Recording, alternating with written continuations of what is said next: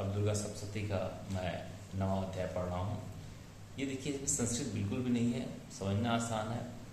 और मैं संस्कृत का भी पढ़ूंगा, फिलहाल हिंदी पढ़ते हैं, बहुत आसान समझ लेते हैं क्या क्या लिखा, जबकि संस्कृत कहीं कहने मेरे पढ़ने में गलती हो जाती है और अगले अगले सुनने में कहीं कहने लगता है कि ये गलत अर्थ है हो गया है। तो मैं हिंदी पढ़ता हूँ, कृपया सुनिएगा, संस्कृत में ही पढ़ा जाएगा।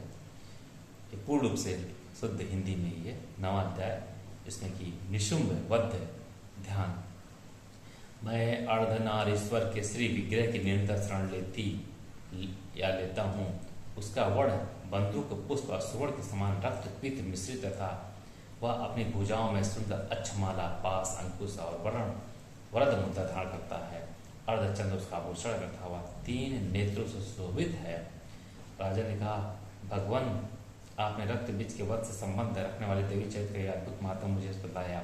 अब रक्त बीज के मारे जाने पर अत्यंत क्रोध में भरे हुए शुंभ और निशुंभ ने जो कर्म किया उसे मैं सुनना चाहता हूँ। ऋषि कहते हैं, राजन, युद्ध में रक्त बीज तथा अन्य दैत्यों के मारे जाने पर शुंभ और निशुंभ ने क्रोध की सीमा न रही। अपनी विशाल सेना इस प्रकार मारी जाती देख निशुंभ अमरस में भरकर देवी को दौड़ा। उसके साथ असुरों की सेना थी। उसके आगे पीछे तथा पार्श्व भाग में बड़े बड़े असुर थे जो क्रोध से ओठ चबाते हुए देवी को मार डालने के लिए आए। महापराक्रमी शंभु भी अपनी सेना के साथ मात्र क्रोध से युद्ध करके क्रोधवश चंडिका को मारने के लिए आ पहुंचा। तब देवी के साथ शुंभ और निशुंभ का घोर संग्राम छिड़ गया। वे दोनों दैत्य मेघों की भांति बाणों की भयंकर दृष्टि कर रहे थे। उन दोनों को चलाए हुए बाणों को चंडिका ने अपने बाणों के समूह से तुरंत काट डाला और शस्त्र समूह की वर्षा करके उन दोनों दैत्य पतियों के अंगों में भी चोट पहुंचाई। निशुंभ ने तीखी तलवार और चमकती हुई ढाल लेकर देवी के श्रेष्ठ वाहन सिंह के मस्तक प्रहार किया।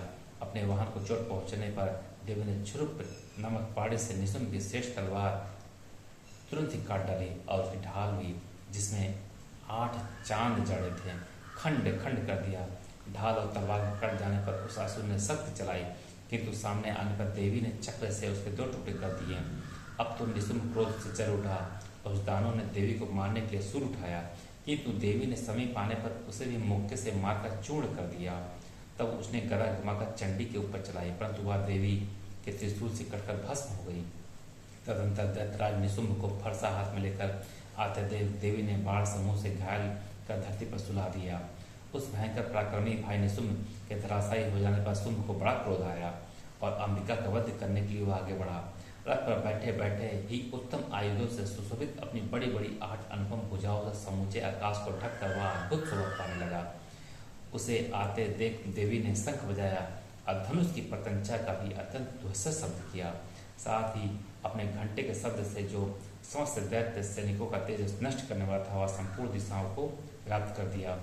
तदनंतर सिंह ने भी अपनी दहाड़ से, जिसे सुनकर बड़े बड़े नग गजराजों का महान मद दूर हो जाता था, आकाश, पृथ्वी और 10 दिशाओं को गुजा दिया। फिर काली ने आकाश में उछलकर अपने दोनों हाथों से पृथ्वी पर आघात किया। उससे ऐसा भयंकर शब्द हुआ जिससे पहले के सभी शब्द शांत हो गए।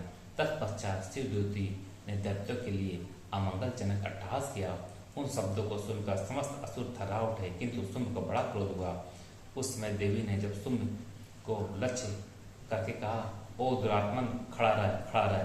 तभी आकाश में खड़े देवता बोल उठे, जय हो जय हो। शुंभ के वहां आकर ज्वालाओं से युक्त अत्यंत भयानक शक्ति चलाई।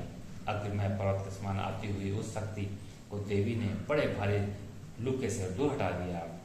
उस समय शुंभ के सिंहनाद से तीनों लोग गूंज उठे। राजा ने उसकी प्रतिध्वनि से वज्रपात के समान भयानक शब्द हुआ, जिसने अन्य शब्दों को जीत लिया। शुंभ के चलाए हुए बाणों के देवी के चलाए हुए बाणों के शुंभ ने अपने भयंकर बाणों द्वारा सैकड़ों हजार टुकड़े कर दिए। तब क्रोध में भरी हुई चंडिका ने शुंभ को शूल से पारा। उसके आघात से मूर्छित हुआ पृथ्वी पर गिर पड़ा। इतने में ही निशुंभ को चेतना हुई और उसने धनुष हाथ में लेकर बाणों द्वारा देवी, काली तथा सिंह को घायल कर डाला।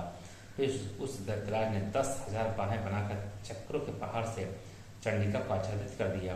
तब दुर्गा पीड़ा का नाश करने वाले भगवती दुर्गा ने कुपित होकर अपने बाणों से उन चक्रों तथा बाणों को काट गिराया। वह यह देख निशुंभ दैत्य सेना के साथ चंडिका को वध करने के लिए हाथ में गदा ले बड़े वेग से दौड़ा। उसके आते ही चंडी ने तीखी धार वाली तलवार से उसकी गर्दन को शीघ्र काट डाला। तब उसने शूल हाथ में लिया।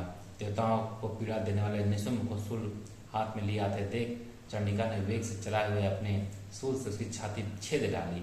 शूल से विदृढ़ हो जाने पर उसकी छाती से एक दूसरा महाबली महाप्रज्ञ पुरुष खड़ी रह कहता हुआ निकला। उस निकलते हुए पुरुष की बात सुनकर देवी ठट्ठा कर हंस पड़ी। अब खड़क से उन्होंने उसका मस्तक काट डाला। फिर तो वह पृथ्वी पर गिर पड़ा। तदंतर सिंह अपनी दाढ़ों से असुरों की गर्दन कुचल कर खाने लगा। यह बड़ा भयंकर दृश्य था। उधर काली तथा शिवदूतों ने भी अन्य दैत्यों का भक्षण का आरंभ किया। कौमारी की शक्ति से विदृढ़ होकर कितने ही महादैत्य नष्ट हो गए। ब्राह्मणों ने मंत्र पूत जल से निस्तेज होकर कितने ही भाग खड़े हुए, कितने ही दैत्य माहेश्वरी के त्रिशूल से छिन्न भिन्न और धराशायी हो गया।